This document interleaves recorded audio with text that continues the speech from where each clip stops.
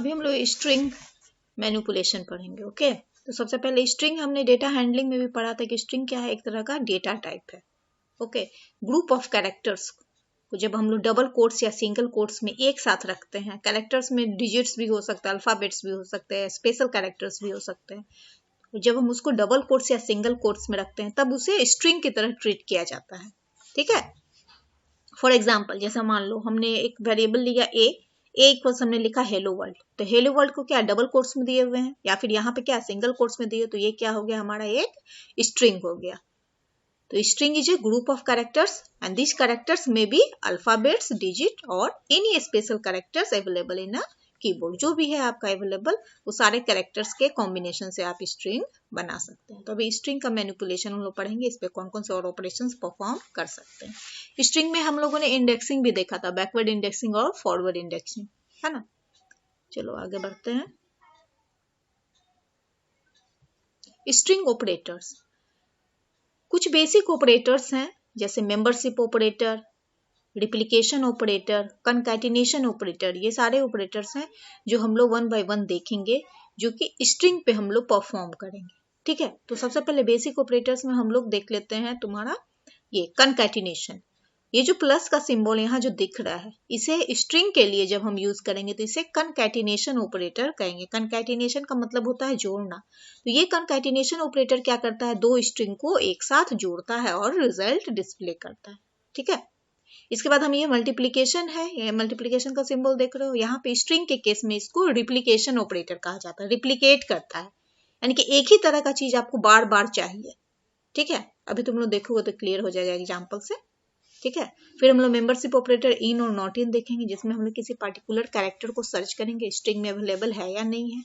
One by one करके हम लोग इसको देखते हैं।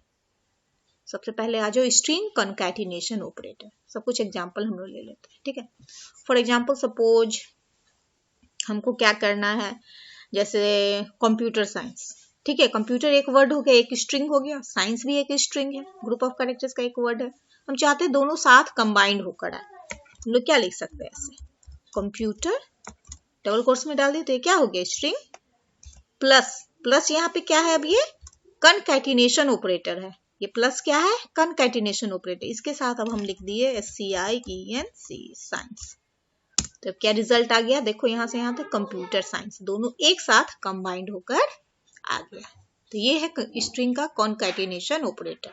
स्ट्रिंग को आप चाहे तो दो स्ट्रिंग को एक साथ जोड़ भी सकते हैं। अब ध्यान देना, कुछ और एग्जाम्पल देखो, है ना। इसमें देखो 1 + 1 क्या हुआ, 1 क्या है हमारा डिजिट है, लेकिन स्ट्रिंग कंकैटिनेशन ऑपरेटर जैसे अगर हम 1 + 1 करें तो ये डिजिट वाला 1 है, यानी कि मैथ वाला 1। ठीक है, तो 1 + 1 इसका रिजल्ट क्या आएगा, 2 आएगा, है ना। 1 + 1 तो 2 आना चाहिए, लेकिन जब हम इसको स्ट्रिंग के फॉर्म में अगर हम देखेंगे, जैसे इसको हम पहले इसको देख लो, 1 + 1 क्या आया, 2 आया। अब हमको स्ट्रिंग के फॉर्म में इसको ट्रीट करना है, तो 1 को हम डाल दिए डबल कोट्स या सिंगल कोट्स के अंदर। ठीक है, प्लस अब हम यहाँ पे फिर से 1 को डालें। इस केस में ये क्या है, ये वाला 1 है एक स्ट्रिंग, ये भी 1 क्या है, एक स्ट्रिंग है। दो स्ट्रिंग को हम लोग प्लस से जोड़ रहे हैं, यानी कि कॉन्कैटिनेशन ऑपरेटर से जोड़ रहे हैं। तो कॉन्कैटिनेशन ऑपरेटर क्या करेगा, दोनों को साइड बाय साइड पास पास में रख देगा। ठीक है, तो ये बन जाएगा, तुमको दिखेगा लग रहा है जैसे कि ये क्या है 11 है, लेकिन ये एक्चुअल में क्या है, ये स्ट्रिंग है। ये डिजिट वाला मैथ्स वाला नंबर वाला 11 नहीं है, बल्कि ये स्ट्रिंग है एक साथ। मान लो 3 हम रखें, ठीक है, 2 क्या हम 3 4 यहाँ पे मान लो जोड़ लेंगे। ठीक है, एक और प्लस किए, अब हम इस बार मान लो हम यहाँ पे 2 डाल दिए, एक और प्लस किए, यहाँ पे हम डाल दिए 3। ये क्या है, स्ट्रिंग है, देख रहे हो, इसकी स्ट्रिंग है। सिंगल कोट्स या डबल कोट्स आप यूज कर सकते हैं। ये सबको क्या 1 1 2 3 ये कंबाइंड होकर किस फॉर्म में आ गया, एक स्ट्रिंग के फॉर्म में आ गया। और ये स्ट्रिंग बना हुआ है ये 4 सब स्ट्रिंग से, छोटा छोटा ये सब स्ट्रिंग है ढेर सारे, ये सारे स्ट्रिंग को जोड़कर हमने एक बिग स्ट्रिंग बना लिया। तो ध्यान रखना, आउटपुट में आता है एग्जाम्पल में एग्जाम में। तो इस तरह का जब आएगा, अगर ये स्ट्रिंग के फॉर्म में, तो आपको रिजल्ट क्या देना है, ऐसे देना है 1 1 एक साथ कंबाइन करके। और अगर 1 + 1 आया तो ध्यान देना है कि स्ट्रिंग के फॉर्म में नहीं, ये नॉर्मल एडिशन ऑपरेटर है। जो अरिथमेटिक ऑपरेटर हमने पढ़ा है वो ये है यहाँ पे, और यहाँ पे क्या है, ये कॉन्कैटिनेशन ऑपरेटर। हम लोग यहाँ पे कुछ एग्जांपल ले लेते हैं जिसमें मान लो ABC कुछ कैरेक्टर है और इसके साथ हम कुछ नंबर वाले स्ट्रिंग को जोड़ रहे हैं, ठीक है, तो ये भी कंबाइंड होके ऐसे आ जाएगा। लेकिन अगर तुम ABC लिखे, अब इसके साथ कोई नंबर दोगे, ठीक है, ये तो स्ट्रिंग है और ये एक नंबर, तो तुम्हारा क्या होगा, एरर आएगा। क्योंकि एरर क्यों आएगा, क्योंकि ये एरर में बताएगा कि एक स्ट्रिंग को हम किसी दूसरे नंबर के साथ ऐड नहीं कर सकते। देखो, कैन ओनली कॉन्कैटिनेट स्ट्रिंग, ये कह रहा है ये स्ट्रिंग है, तो ये ज्यूम करता है कि पहला स्ट्रिंग मिला है, तो स्ट्रिंग के बाद ये जो ऑपरेटर, ये कॉन्कैटिनेशन ऑपरेटर है, तो ये बोलेगा कि 12 तो आपका स्ट्रिंग है नहीं, आपको 12 को क्या स्ट्रिंग के फॉर्म में देना चाहिए, है ना, इसलिए लिख रहा है कैन ओनली कॉन्कैटिनेट, केवल कॉन्कैटिनेट किससे कर सकता है, str not int to str, यानी कि स्ट्रिंग में सिर्फ स्ट्रिंग को ही कॉन्कैटिनेट कर सकता है, जोड़ सकता है, स्ट्रिंग के साथ इंटीजर को, वो नंबर को जोड़ नहीं सकता, ठीक है, तो ये एरर आएगा। तो ठीक है भाई, इसके एरर को हम ठीक कर देते हैं। हम क्या करते हैं, ये जो हमने 12 लिखा था, हमने 12 को क्या किया, स्ट्रिंग के फॉर्म में दे दिया कि ठीक है, बोल रहा है कि नहीं भाई आप स्ट्रिंग के साथ क्या कर सकते हैं, नंबर को, इंटीजर को ऐड नहीं कर सकते, ठीक है, हम 12 को क्या कर दिए, हम दे दिए स्ट्रिंग के फॉर्म में, तो अब ये कोई एरर नहीं देगा। इस तरह से स्ट्रिंग कॉन्कैटिनेशन ऑपरेटर वर्क करता है। अब नेक्स्ट ऑपरेटर हम लोग देखते हैं रिप्लिकेशन, ठीक है, मल्टीप्लिकेशन का सिंबल है वो,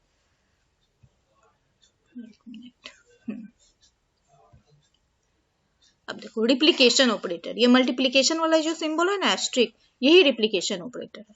तो रिप्लिकेशन ऑपरेटर क्या करता है, जो भी आइटम आप, जो भी आप स्ट्रिंग दीजिएगा, जो भी आइटम दीजिएगा, ठीक है, उसको वो उतने नंबर ऑफ टाइम्स के लिए रिपीट कर देगा। फॉर एग्जाम्पल यहाँ देखो 3 लिखा हुआ है, 3, फिर यहाँ पे क्या है, एस्ट्रिक है, यानी कि मल्टीप्लिकेशन, और यहाँ पे स्ट्रिंग के केस में इसको रिप्लिकेशन कहेंगे, तो रिप्लिकेशन ऑपरेटर, और फिर उसके बाद हेलो लिखा हुआ, तो ये हेलो को क्या करेगा, 3 टाइम्स रिपीट कर देगा। अभी हम लोग एग्जाम्पल देख लेते हैं, ठीक है, देखो सब इसको थोड़ा सा ऊपर कर दे तो दिखेगा यहाँ पे, ठीक है। अब यहाँ एग्जाम्पल में हम लोग ले लेते हैं, सपोज हम चाहते हैं कि 4 टाइम्स, 4 हो गया इंटीजर नंबर, कोई भी नंबर, ठीक है, कोई नंबर दीजिए, उसके बाद रिप्लिकेशन ऑपरेटर यानी कि एस्ट्रिक, किस चीज को आपको बार बार रिपीट करना, सपोज हमको CS को बार बार रिपीट करना है, कितनी बार, 4 टाइम्स, तो आप ऐसे लिख सकते हैं, 4 टाइम्स CS आ गया, CS करके 4 टाइम। इसको लिखने का दूसरा तरीका है, आपको मन है तो आप पहले स्टार्टिंग में स्ट्रिंग दे दीजिए, उसके बाद रिप्लिकेशन ऑपरेटर और फिर 4, ये दोनों फॉर्मेट यहाँ अलाउड है। या तो नंबर पहले देना है बाद में स्ट्रिंग, ठीक है, दोनों के बीच में यहाँ पे लग जाएगा आपका रिप्लिकेशन ऑपरेटर, या फिर आप स्ट्रिंग को पहले दे दीजिए, उसके बाद में नंबर को दे दीजिए, ठीक है, तो इस तरह भी कीजिएगा तो आपको सेम वही आउटपुट आएगा। लेकिन यहाँ पे इसको क्या कहेंगे, रिप्लिकेशन ऑपरेटर, रिप्लिकेट कर रहा है, रिपीट कर रहा है उसी को, है ना। और नॉर्मल अगर कोई नंबर था 3, ऑपरेटर यहाँ दे दिए 4, 3 into 2, तो यहाँ पे क्या है, कोई स्ट्रिंग नहीं है, नंबर है, दोनों नंबर है, तो ये समझिए कि यहाँ पे ये एडिशन, ये मल्टीप्लिकेशन ऑपरेटर है, अरिथमेटिक ऑपरेटर जो मल्टीप्लिकेशन है वो है, तो इसका रिजल्ट क्या आ जाएगा, 12 आ जाएगा, ठीक है। तो इस तरह से रिप्लिकेशन ऑपरेटर का ये आपका सिंटैक्स है, नंबर, रिप्लिकेशन ऑपरेटर, स्ट्रिंग, या फिर पहले स्ट्रिंग दीजिए, फिर उसके बाद रिप्लिकेशन ऑपरेटर और फिर नंबर। अब नेक्स्ट हम लोग देखते हैं दूसरा और operator, membership operator. Membership operator क्या करता है, ये बताता है कि किसी पार्टिकुलर, कोई भी पार्टिकुलर कैरेक्टर क्या वो उस स्ट्रिंग का पार्ट है, क्या वो उसमें अवेलेबल है, प्रेजेंट है। जैसे इन ऑपरेटर, इन ऑपरेटर क्या करेगा, चेक करेगा whether that character is existing in that given string or not। अगर एग्जिस्ट कर रहा है तो ट्रू रिजल्ट करेगा, और अगर एग्जिस्ट नहीं कर रहा है तो फॉल्स। फॉर एग्जाम्पल जैसा भी हम चेक करते हैं, सपोज हमको C को सर्च कर, COMP, ठीक है, कॉम्प नाम का स्ट्रिंग है, इसको हम चेक करना चाहते हैं, कॉम्प इन कंप्यूटर, देखो ये एक स्ट्रिंग है, ठीक है, ये भी एक स्ट्रिंग है, तो इन ऑपरेटर क्या करेगा, ये चेक करेगा कि क्या ये कॉम्प स्ट्रिंग कंप्यूटर स्ट्रिंग के अंदर है अवेलेबल है, क्या ये प्रेजेंट है, इसमें एग्जिस्ट कर रहा है? अगर कर रहा है तो क्या ये रिजल्ट देगा? ट्रू, क्योंकि इसमें था। मान लो हम यहाँ पे अब कर दिए, हम ढूंढ रहे हैं कुछ ऐसा चीज, जैसे मान लो हम आई और पी को ढूंढ रहे हैं इन कंप्यूटर, तो कंप्यूटर स्ट्रिंग के अंदर आईपी तो नहीं है,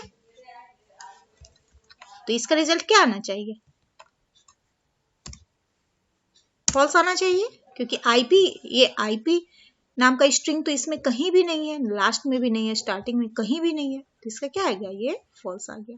और ये क्या है? केस सेंसिटिव होता है। जैसे देखो ये कॉम्प हम यहाँ लिखे ना, अगर हम लिखे, इसको थोड़ा सा चेंज करते हैं, कंट्रोल V, मान लो हम कैपिटल वाला सी ढूंढ रहे हैं, ये कॉम्प, ठीक है, कैपिटल COMP, इसको ढूंढ रहे हैं इस पार्टिकुलर स्ट्रिंग में, क्या ये कॉम्प अवेलेबल है कंप्यूटर में? तो इसका रिजल्ट क्या आएगा? फॉल्स, क्योंकि कैपिटल C स्मॉल c दोनों अलग होता है। केस सेंसिटिव यानी कि लोअर केस और अपर केस, यानी कि स्मॉल लेटर और कैपिटल लेटर पाइथन में अलग अलग ट्रीट किया जाता है, ठीक है, दोनों अलग है।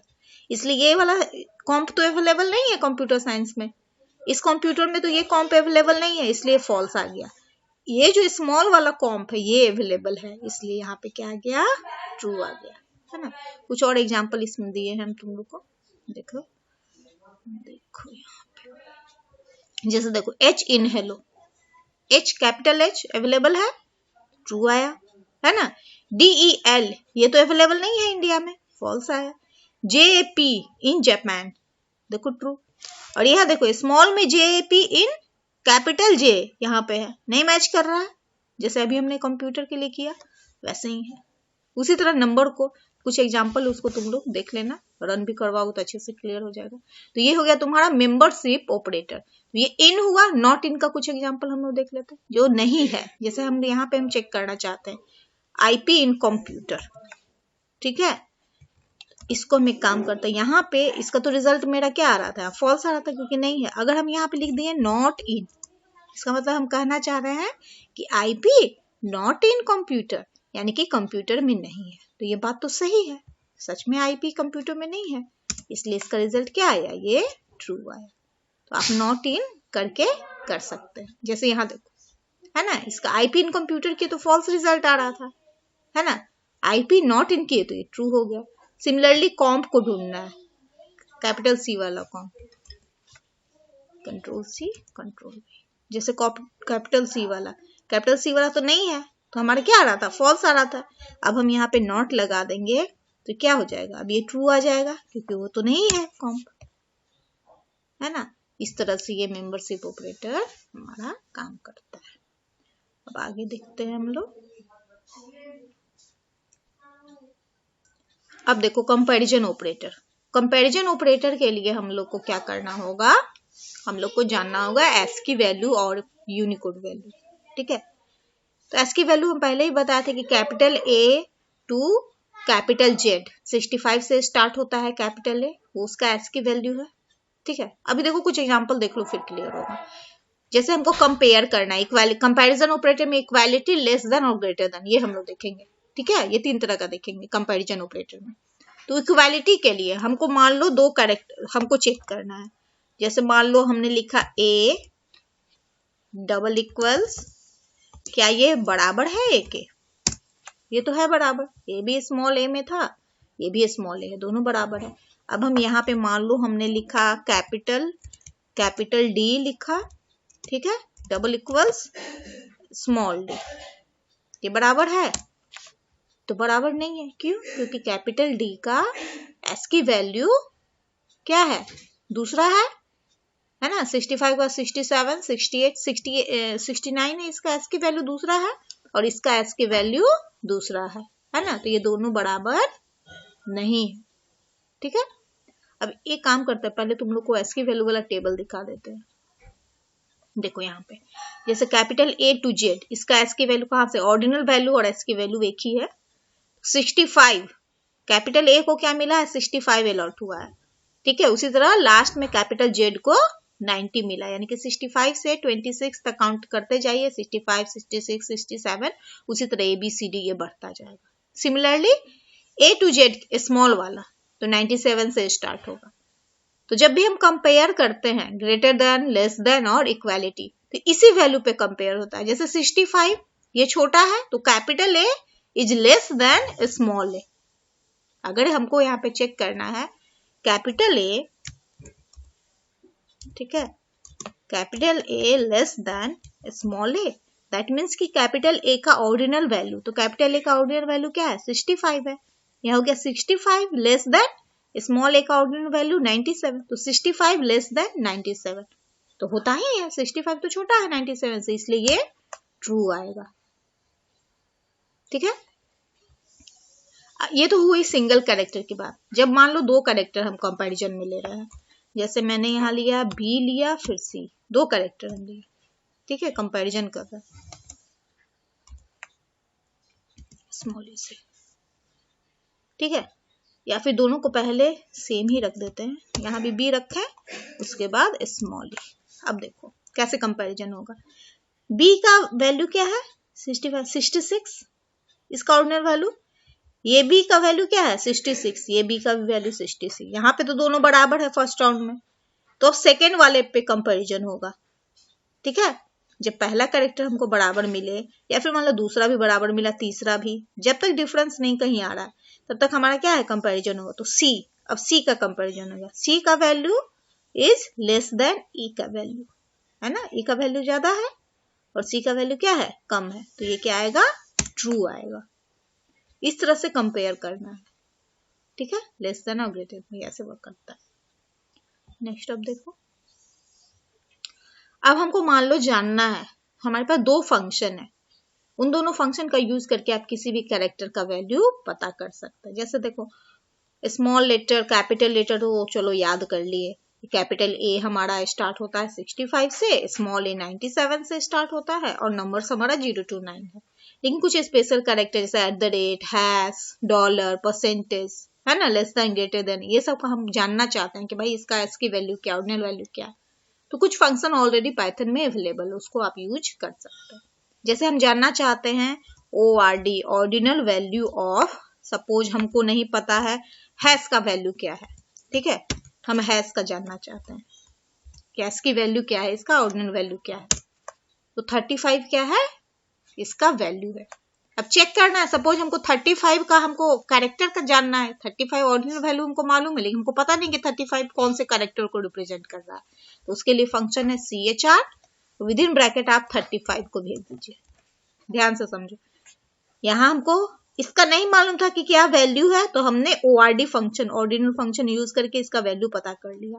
और सपोज हमको पता करना है कि 35 किस कैरेक्टर को रिप्रेजेंट कर रहा है, तो देखो हैश दिखा रहा है ना, यानी कि ये हैश को रिप्रेजेंट कर रहा है। उसी तरह तुम लोग चेक कर सकते हो, जैसे मान लो CHR हमको पता करना है, जैसे 97 स्मॉल ए होता है ना, 98 हम डालते हैं और हमको तो पता भी हम लोग को कि स्मॉल बी आना चाहिए, याद है, इसलिए देखो स्मॉल बी आ गया ना।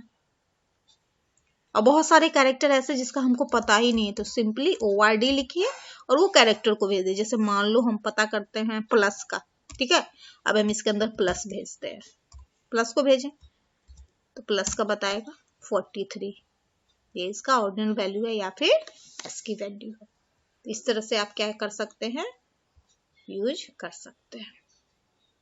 ये हो गया ORD फंक्शन, ठीक है, और ये रहा तुम्हारा CHR फंक्शन, है ना।